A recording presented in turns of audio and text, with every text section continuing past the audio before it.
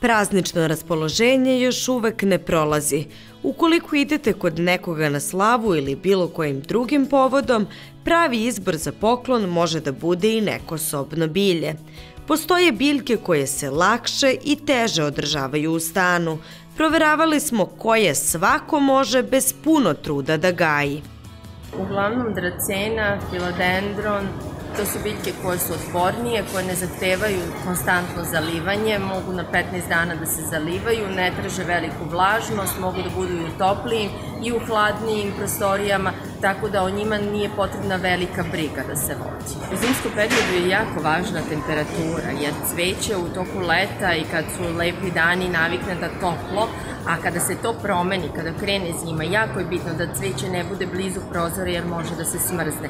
Jako je bitno da ga ne zalivamo jako puno jer je suv vazduh, da ne mislimo da trebamo konstantno ga zalivamo pa da ga ne udavimo navodno, naravno, to cveće jer ono ne trpi ni puno vode.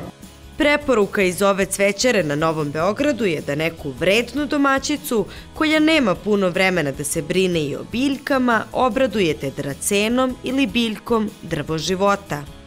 Ovo je drvo života i ono isto ne zahteva puno pažnje. Uglavnom sva ta drvca koja su poput dracene ne zahtevaju puno pažnje, znači ne vole puno vode, možete da ih stavite i na sunčanu svetlost, možete da ih stavite u senku, znači sa njima zaista nema problema i jako lako se održavaju i zimi i leti. U cvećari kažu da se danas veoma retko na poklon nose sobne biljke, ali i da je izbor veoma težak kada se kupuje za drugu osobu.